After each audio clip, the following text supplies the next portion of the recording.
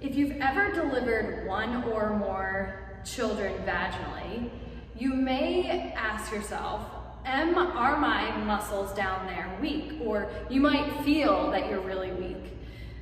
My name is Dr. Jocelyn Conley. I'm a pelvic floor physical therapist, and in this video, I am going to talk pelvic floor strengthening. Now, back to pelvic floor weakness. My first suggestion is to go see a pelvic floor physical therapist after you've been cleared from your birth team, because sometimes your muscles could be weak, but they could be really tightened and spasmed, or they could be stretched and long and weak. It's important to figure out what's going on at baseline first. But beyond that, let's say they are truly weak and they're not in spasm. What do you do in order to strengthen them? One option to strengthen your pelvic floor muscles, that it's my personal favorite when it's appropriate, is to utilize weights, just like you would use weights in the gym for strengthening another muscle group. And how I go about pelvic floor strengthening with weights or without weights is I follow this three-step process. Number one, we've got to build a foundation. Number two, we've got to overload the muscle tissue so that it changes. Number three is maintenance. In this video, we're going to go through each of those phases. So let's start with building a foundation. Just like anything else, you need to have an awareness of the muscle group first. So let's just say you're able to contract your muscles and you know that you're doing it correctly and you know how to relax them. Let's also say that your muscles are strong enough that you can do that in a position where you're upright. So meaning, like, when I test these muscles, your muscle, there's a lift and there's good squeeze pressure.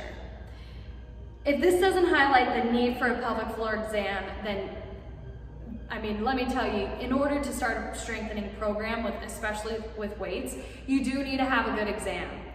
So you've had your exam and you can perform an adequate contraction. Now it's time to move on from that. I like to build a foundation with a light vaginal weight. Now, these aren't for everyone, but they are for a lot of people.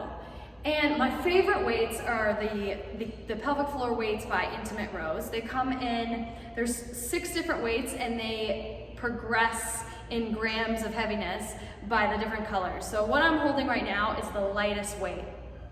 And for the foundational phase of training, what I have my clients do is they insert this weight, and what they learn is, okay, what does it feel like?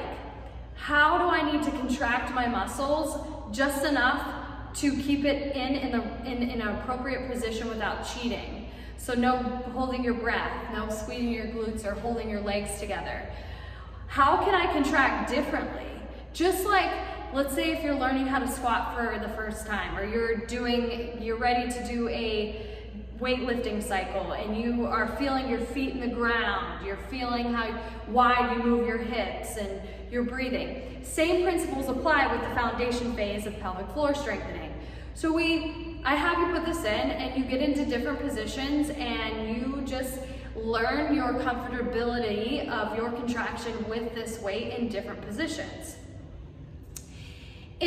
Once that is put in place, then we move on into static training first, or stationary training. You are in positions and you're working on just isolated contractions connection with the weight, keeping it in, and being able to breathe and connect with the rest of the muscles of your deep core as necessary. In this phase, you have to learn how to isolate your pelvic floor muscles.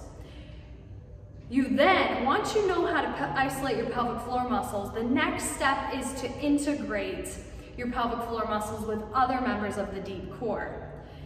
So I want just like step aside from the pelvic floor, the elusive pelvic floor training for a moment, and think about LeBron James, the famous basketball player. He first needs to know how to shoot a basketball without an opponent. Then he needs to be able to shoot a basketball with a defender in his space. And he also needs to be able to shoot a basketball effectively when there's distractions like a live game and fans. For pelvic floor strengthening, the isolation is just LeBron shooting hoops. That's you, your pelvic floor, the pelvic floor connection and isolation. This next step is then connecting with your deep core. That's like LeBron playing with other members of his team. The next step is actually putting it into a set. I mentioned stationary as first. So you might be in the hands and knees position. You might be standing, you might be sitting. That's like being in a game. And then the next step after that is dynamic, being dynamic with it. So adding movement. Again, this is lightweight. So the goal here is improving awareness as well as building an endurance foundation. So I actually have people walk around, live their life with this weight in. Just learning how to connect with the weight as much as is necessary, but not too much. And then if there is an endurance deficit, we program whatever the deficit is, and we train appropriately. And this is gonna look different for everyone else, and depending on how their muscles were affected by the delivery. So that's building a foundation. Let me just quick summarize. So you gotta learn how to contract, just connect with the weight. Then you are aware of connecting with the weight in isolation, and then you connect with other areas of your deep core, because that's really how our deep core functions. Then we add on a program, a stationary program, so you're developing some endurance, in meaningful endurance, and then we add movement, meaningful to life. And we may do a lot of that depending on if you need it. And then I didn't mention, because it's kind of part of adding movement, is we add the outer core onto it. So I might, in addition to have you walking around, I might have you do certain exercises, dynamic exercises with this weight in, like a single leg squat, or movements like core exercises on your side, on your stomach, marches. It all depends. So we also might do squats, different movements in different widths that challenge the pelvic floor. That's building the foundation. Okay, so now let's talk the next step. That's overload. Let's say you present and they're really, the muscles are thin, they need girth. And the definition of building strength is increasing cross-sectional area of a muscle. In other words stated, is increasing the muscle size by adding proteins to it. So we have to challenge the muscle enough to create a change.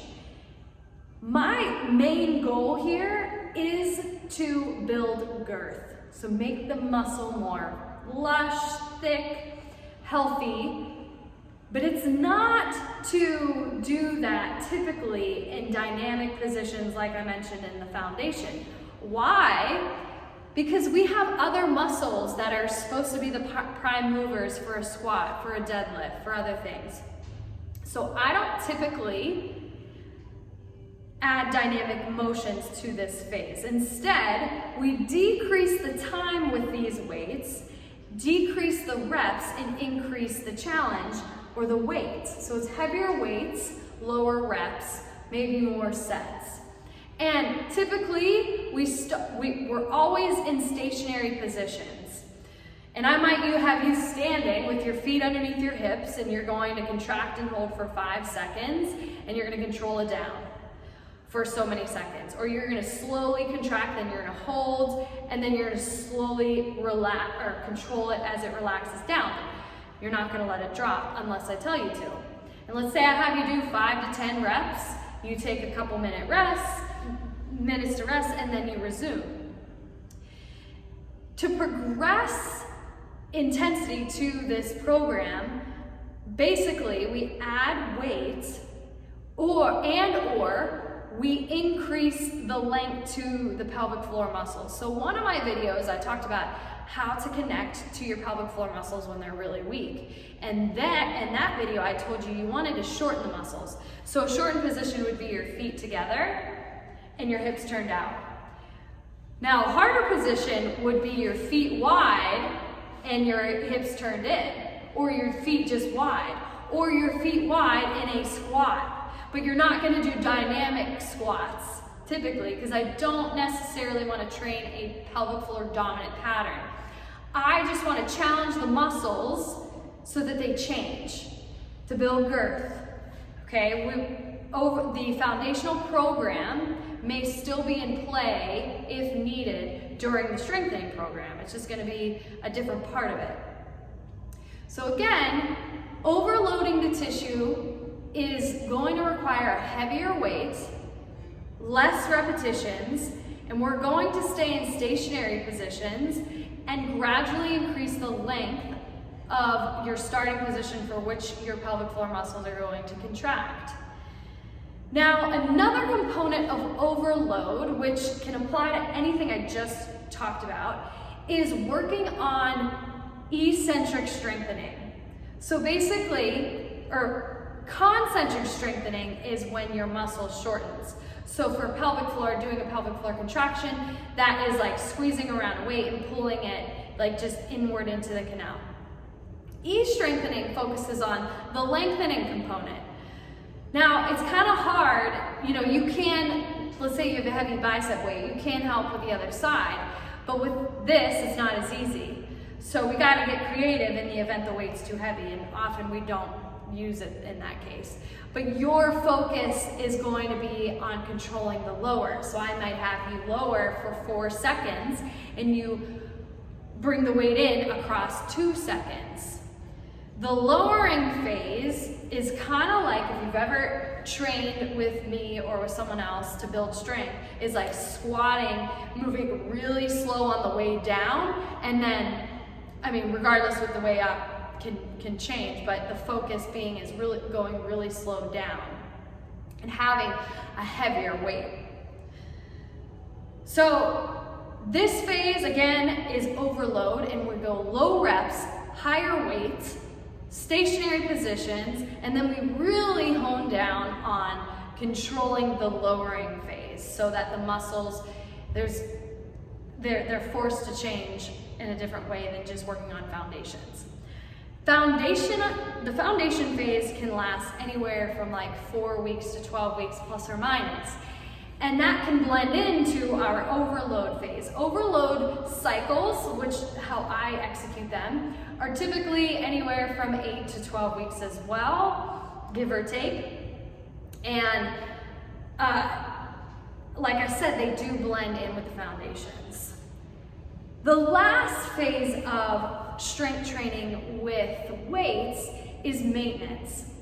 Now, if you've worked with me and we've worked with weights and you came initially for prolapse and like, hey, we need to girth up those muscles so that you're providing better resting support.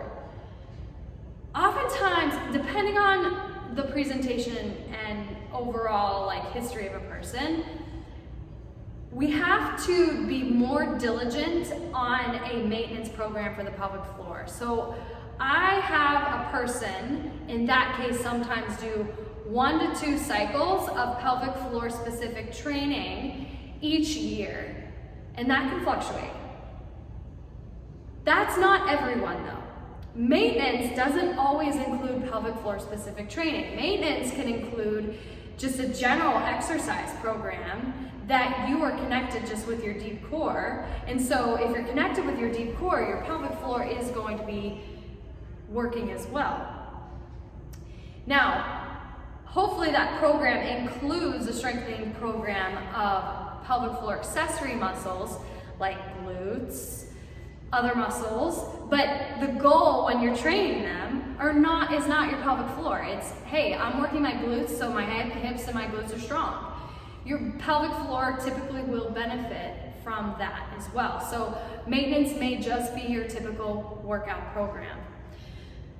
All right, in summary, we talked about pelvic floor strengthening using my favorite thing in probably pelvic floor rehab, and those are vaginal weights.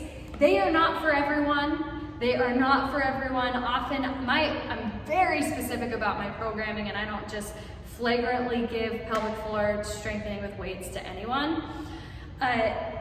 I split it into 3 phases: foundations, overload, and maintenance. The first 2 phases can blend into one another. The first phase is anywhere from like 8 to 12 weeks, and we stay light. We practice in stationary positions as well as dynamic positions. Just the whole goal of improving pelvic floor isolation and then quickly transitioning into deep core and just overall connection with different core exercises to build an endurance and a really good awareness in just different settings. Second phase can start while you're still working on foundations, the overload phase. Some people don't even need it, but that includes mainly stationary positions with heavier weights. And then we progressively elongate the position of the pelvic floor for which you're starting from. And we work on timing a lot with this phase. Then that phase can last anywhere from 8 to 12 weeks. I think 10 weeks is probably the average. And then after that is maintenance. Maintenance can be pelvic floor specific with weights, or it could be just a general fitness program where you are working everything as a unit and your pelvic floor benefits. So it just depends on your exam and what your goals are in terms of fitness and life and where you want to be when you're 60, 70, 40, 30, and how many kids you've had, and overall, like how your deliveries went and where you're starting from. If you have any questions, please post them in the comments. If you have any comments, post them in the comments. If you like this video, please press the like button. If you know anyone that would benefit from this information, please share with them. And then please subscribe so that you are notified every time I release a new video. If you're remote and you're not in Arizona, there are ways that you can still work with me through coaching or consulting. If you are in Arizona, reach out, work out of different areas of the valley so that I can serve both the west side and the east side. And if you have any questions or you need connected with another person in your area, let me know. I'd be happy to help. Thank you so much for watching, and I'll see you on the next video.